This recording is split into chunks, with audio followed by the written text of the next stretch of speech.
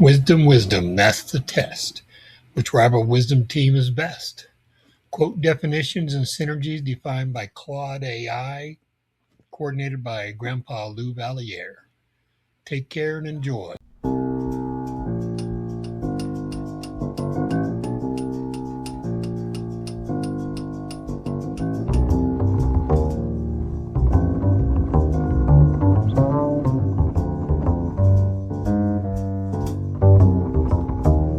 Team 38 value deeply. Quote definitions, biographical context, and synergy analysis to replace hate with motivationaleducation.com, to guidealife.com. Quote 38.1. You must pay the price if you wish to secure the blessing. Andrew Jackson, 1767 to 1845. Quote definition. Every genuine blessing, every meaningful achievement, lasting relationship, or hard-won capability carries a price that must be paid before it can be secured. Not a price that might optionally be paid or that can be deferred indefinitely, but one that is a necessary condition of the blessing itself. The blessing and its price are not separable. Wishing for the blessing without paying the price is wishing for something that cannot be had on those terms. Quote application. The work of making America wiser and kinder is the blessing. The sustained effort, the difficult conversations, the patience through slow progress, the persistence through resistance. These are the price. Andrew Jackson's principle removes the comfortable illusion that the blessing is available on easier terms. It is not. Pay the price, secure the blessing. There is no other path.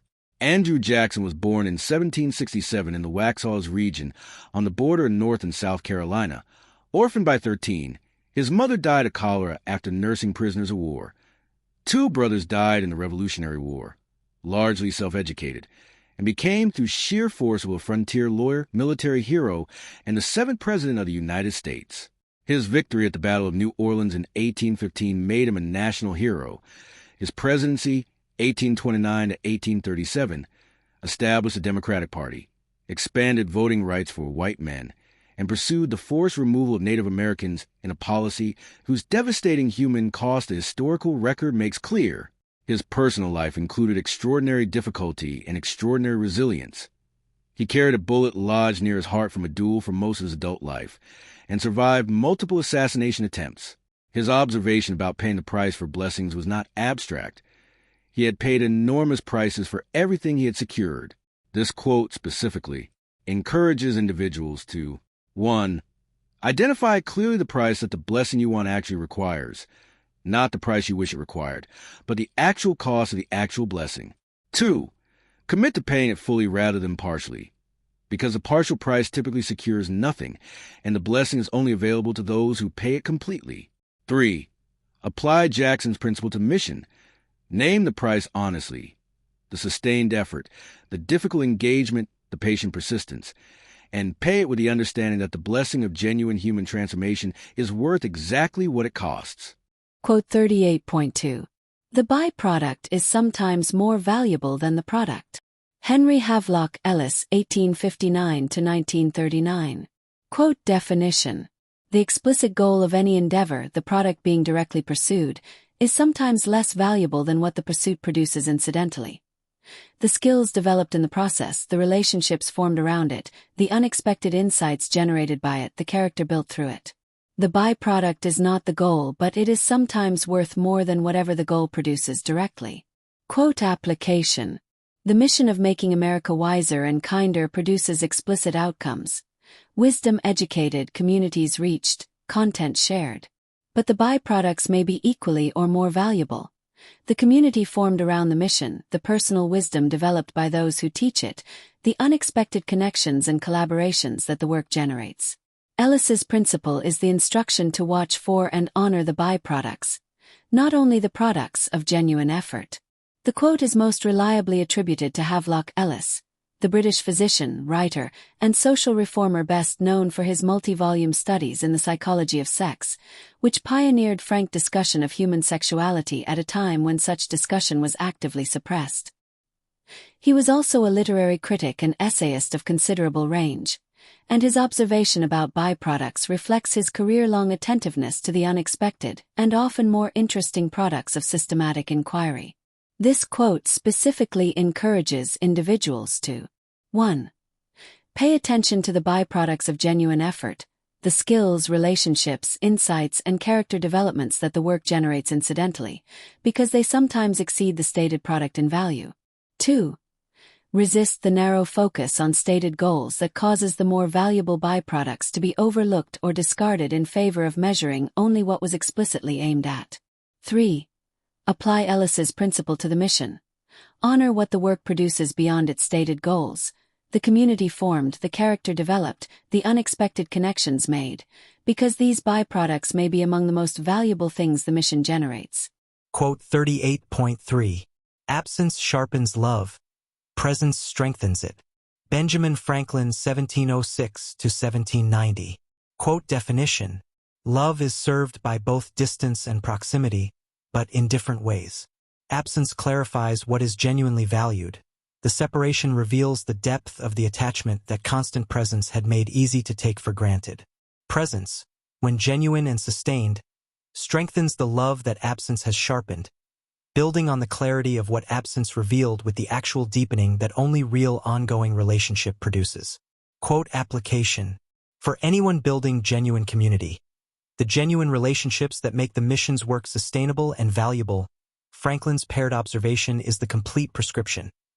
Allow absence to sharpen what is genuinely valued, the appreciation for genuine wisdom, genuine kindness, genuine connection, and let genuine ongoing presence strengthen what the appreciation has revealed. Both processes are real. Neither alone is sufficient. Benjamin Franklin appears throughout these 52 teams with characteristic practical wisdom. His observation about absence and presence was drawn from his own extensive personal experience of both.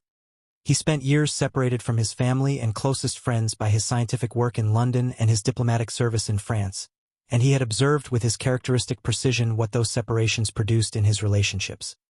His letters home during those absences are among the warmest in his correspondence.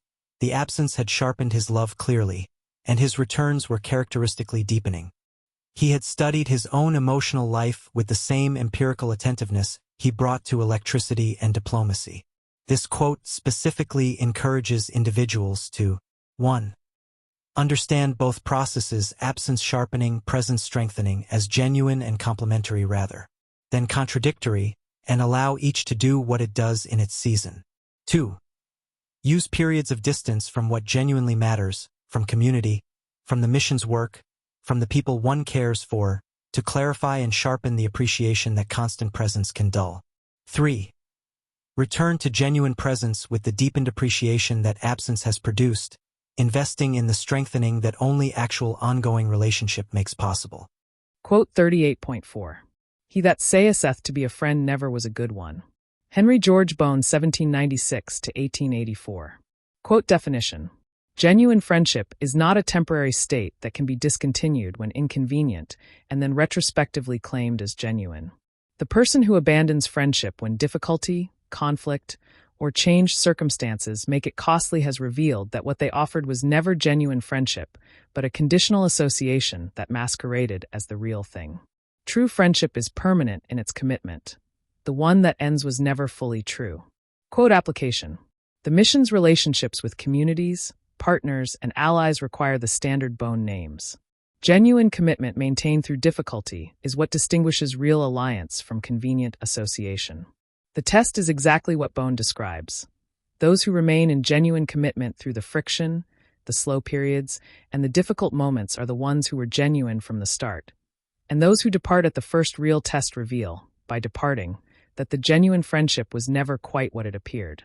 Henry George Bohn was born in 1796 in London, the son of a bookseller of German origin, and built one of the most influential publishing enterprises in Victorian England, Bond's Libraries, a series of inexpensive reprint series that made literature, history, science, and philosophy accessible to ordinary readers at prices they could afford.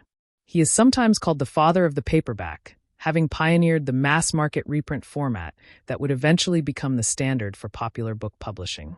His observation about friendship and its cessation comes from his Dictionary of Quotations, 1855, one of the most widely consulted reference. Works of the Victorian era, which collected the practical wisdom of centuries into accessible form.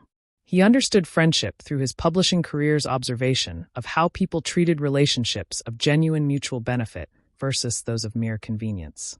This quote specifically encourages individuals to 1.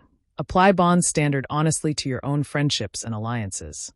Those you maintain through difficulty are genuine. Those you abandon when convenient were never the real thing. 2. Hold the mission's community relationships to the same standard. Genuine alliance maintained through friction is the only kind worth building, and its maintenance through difficulty is what distinguishes it from convenient association. 3. Use Bond's principle as a standing commitment. Choose genuine friendship and maintain it, because the one that ceases reveals by ceasing that it never was what it claimed to be. Quote 38.5. Friendship is love without his wings. Lord Byron, 1788 to 1824. Quote definition. Friendship carries the essential quality of love, the genuine care, the warmth, the concern for the other's flourishing, without the volatile, soaring, unpredictable flight that romantic love involves. Love with wings is subject to the heights and crashes of passion. Friendship is love that has settled into something more reliable, more sustainable, and in many ways more deeply enriching than its wing counterpart. Quote application.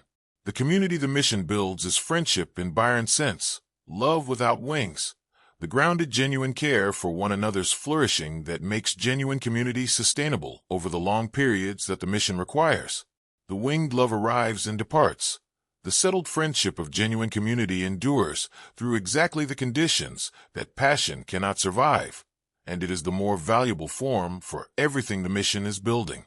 Lord Byron appears in teams 21, 29, and 32 across these 52 teams, each time illuminating a different facet of his characteristic combination of romantic intensity and clear-eyed observation. Born in 1788 in London, George Gordon Byron inherited his title at 10, was educated at Harrow and Trinity College, Cambridge, and became the most celebrated poet in Europe before 30. His observation about friendship as love without wings was written early in his career, before the exile, the affairs, the revolutionary commitments, and the death in Greece, and it reflects a genuine understanding that the grounded, sustainable, wingless form of love was in many ways the most enduring. He lived in the winged variety for most of his brief life, and he understood the value of the other kind, partly by its contrast. This quote specifically encourages individuals to 1. Value friendship, the grounded, sustainable, wingless love, at least as highly as its more dramatic winged counterpart, because friendship endures through what passion cannot survive. 2. Recognize that the community the mission builds is friendship in Byron's sense, the genuine human care that persists through difficulty precisely because it has settled into something more reliable than passion. 3.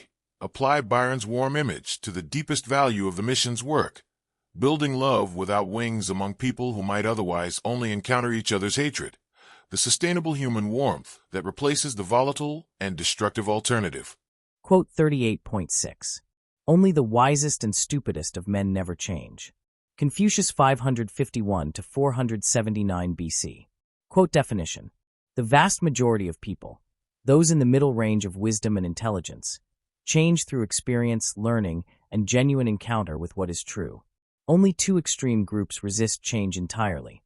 The genuinely wisest, who have already arrived at a depth of understanding that new experience confirms rather than alters, and the genuinely stupidest, whose incapacity for reflection makes change impossible regardless of what they encounter.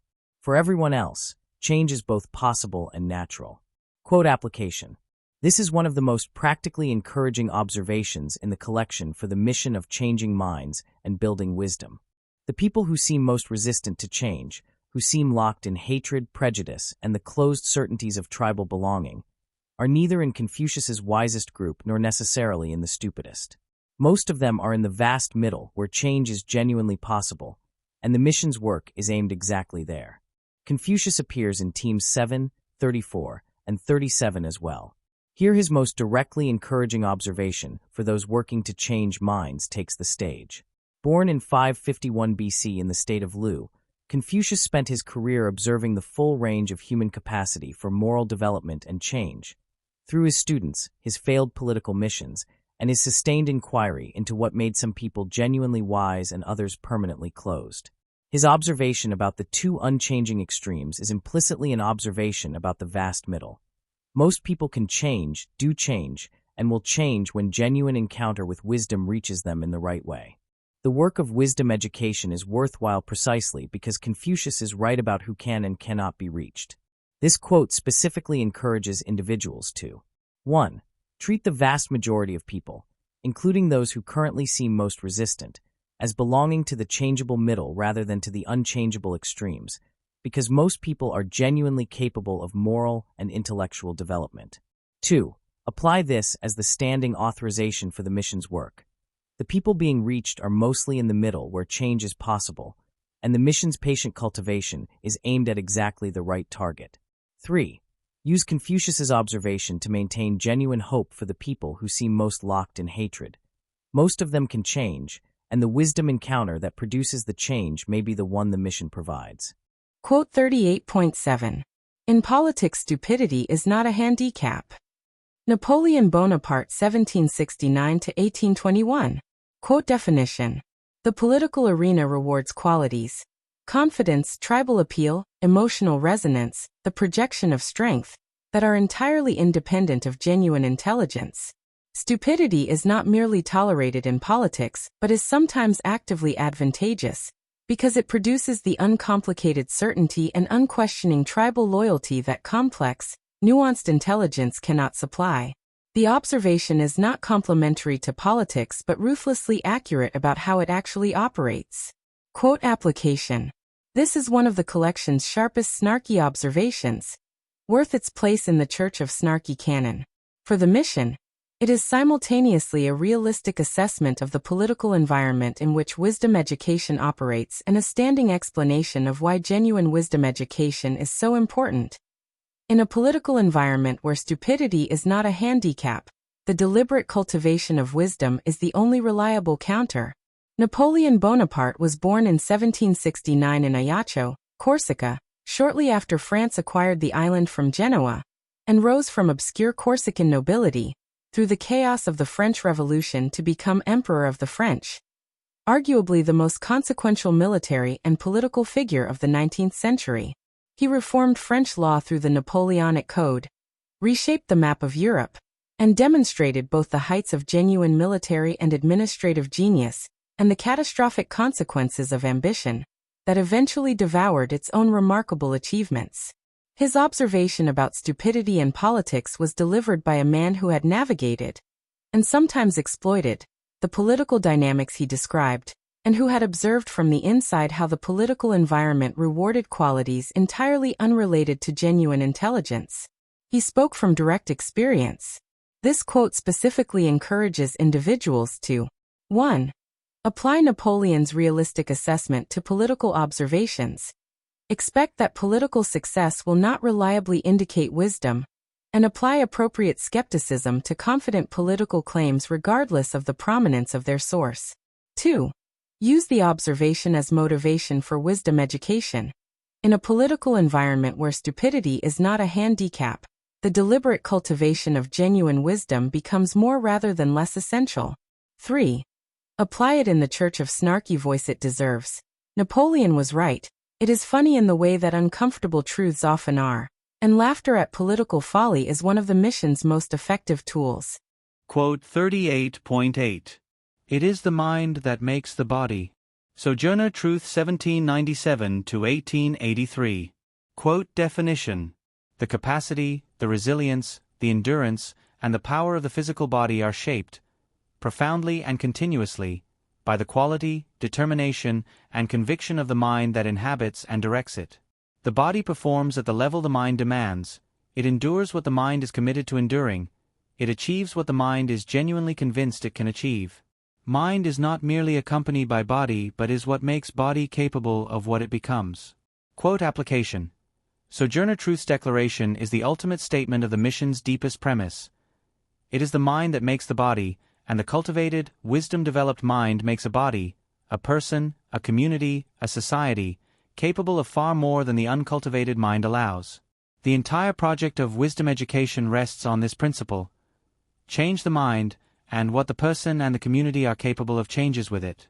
Sojourner Truth was born Isabella Baum Free around 1797 in Swartkill, New York, into slavery, spoke only Dutch until she was sold from her family at approximately 9 years old, was enslaved by several owners across New York, experienced profound religious conversion in 1827, walked away from slavery in 1826, a year before New York's emancipation law took effect. Successfully sued in court for the return of her son Peter, who had been illegally sold into Alabama, one of the first black women. To win a legal case against a white man, changed her name to Sojourner Truth in 1843, and spent the following decades as one of the most powerful voices for abolition and women's rights in American history. Her Ain't I a Woman speech at the 1851 Women's Rights Convention in Akron, Ohio, delivered extemporaneously and with devastating effect, demonstrated in a single performance the principle she articulated: a mind of extraordinary power, formed through unimaginable difficulty, making a body capable of changing what the world believed was possible. This quote specifically encourages individuals to 1. Invest in the mind's development as the primary investment in what the body, the person, the community becomes capable of, because the mind genuinely makes the body in the way truth describes. 2. Apply this specifically to the limits that seem physical or circumstantial but are actually mental. The boundaries that feel like external constraints are often the product of the mind's conviction about what is possible, and minds can be changed. 3. Use Sojourner Truth's own life as the most complete available illustration of her principle: a mind formed through extraordinary difficulty into extraordinary power, making a body capable of legal victories, historic speeches, and genuine civilizational change, the mind making the body, exactly as she said. How They Work Together as a Unified Philosophy to Replace Hate with Motivational Education to GuideALife.com. The Value Deeply Framework. Investment Layer. Pay the price and honor the byproduct. Quotes 1, 2. Jackson. Establish the non-negotiable structure of genuine value. You must pay the price to secure the blessing, removing the comfortable illusion that what genuinely matters is available on easier terms. Ellis. Reveal that the work of paying the price produces more than its stated goal. The byproduct is sometimes more valuable than the product, expanding what counts as the return on genuine investment. Together, the cost and the unexpected return of deep valuing. Jackson names the price that genuine blessing requires, not optional, not deferrable, but the necessary condition of what is genuinely worth having. Ellis reveals that paying that price produces byproducts, skills, relationships, insights, character, that sometimes exceed the stated blessing in value. Pay the full price, receive more than you paid for. Friendship Layer. Absence and presence serving love and friendship's true test. Quotes 3, 4. Franklin. Provide the complete prescription for valuing genuine relationship. Absence sharpens love, presence strengthens it, showing how both distance and proximity serve genuine connection in their different seasons. Bone. Apply the definitive test of genuine friendship. He that saith was never good, ensuring that the relationships the mission values and builds are the genuine variety that endures through difficulty rather than the convenient variety that departs when tested. Together, the full life of genuine friendship and its ultimate test. Franklin describes a complete cycle: absence sharpening, presence strengthening, that genuine love and genuine friendship move through. Bone provides the test that distinguishes the genuine from the performed. The friendship that ceases was never genuine, and the friendship that endures through every test was always the real thing. 10. The full cycle. Honor what the test reveals. Love Layer. Friendship as grounded love, and change as natural. Quotes 5, 6. Byron. Name friendship as love without wings, the grounded, sustainable, enduring form of genuine human care that makes community possible across the long periods that passion cannot sustain. Confucius. Reveal that change is the natural condition of the vast middle. Only the wisest and stupidest never change, providing the standing authorization for the mission's belief that genuine transformation is possible for most of the people it serves. Together, the nature and the possibility of deep human connection. Byron's love without wings is what the mission is building in its communities, the grounded, genuine care that endures where passion fails. Confucius's changeable middle is who the mission is building it with, the vast majority of people for whom genuine change is natural and possible when wisdom genuinely reaches them. Build love without wings among people who can genuinely change. Reality Layer. Political stupidity unremarkable, and mind making body. Quotes 7, 8. Napoleon, apply clear-eyed realistic humor to the political environment the mission operates in. Stupidity is not a political handicap, naming the actual conditions without illusion and with the wry acknowledgement that makes the naming bearable. Truth, close the framework with the deepest available statement of the mission's ultimate premise. It is the mind that makes the body, declaring that the cultivation of wisdom is the primary available lever of genuine human transformation. Together, the honest environment and the ultimate tool. Napoleon's political realism is the honest description of the world in which the mission operates, a world where stupidity genuinely is not a handicap, which makes genuine wisdom cultivation more rather than less essential. Sojourner Truth's declaration is the deepest response to that world. It is the mind that makes the body, which means that changing the mind, through wisdom education, through genuine encounter with human dignity, is what changes what people and communities are capable of. The political environment is what it is. The mind is what makes it different. Free Easy Extra Advantage Math, spelling and reading workbooks you can download for free at stop2think.com or buy at educationstopshate.com. Free Easy Math Wisdom Workbooks with octo repetition to grow math self-confidence. You'll get plenty of repetitive practice of age ranges and averages of our 52 teams of 8 quote authors. Free Easy Alpha Cipher-coded puzzles teach letters, numbers, and phrases using antique wisdoms that encourage and educate. Can you decode this cipher quote of encouragement using either our learning to spell or just for fun instructions? And since time is money, practice reading faster with 52 teams of antique rival wisdoms that have passed the test of time to encourage, educate, and entertain generations for centuries. We offer printed versions and timed videos with background music. Sign up for free weekly emails of 52 teams of antique rival wisdom workbooks with easy math, spelling, and reading practice. And, if you'd like to get paid for sharing our wearable wisdoms, keep this in mind. Everyone I know wears a shirt, and most of us change them daily, so change your shirt and change the world. Social equalities are blatantly subliminal antique positive wisdoms repetitively shared without saying a word. This applies to all our wearable shareable wisdoms. Like pretty witty baby onesies and baby tees that you and others will see and read multiple times a day.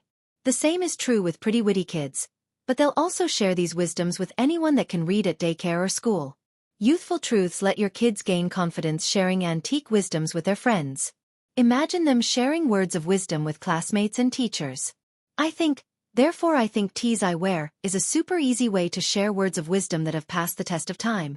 Our social equalities help make us all wiser and kinder with blatantly subliminal messages promoting a more fair and equal opportunity society for all.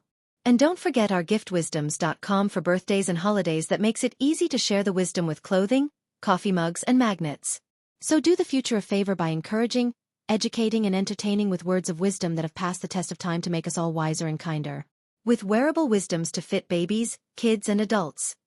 You can clothe a whole family, city, or state. Join the 52 of 8 today.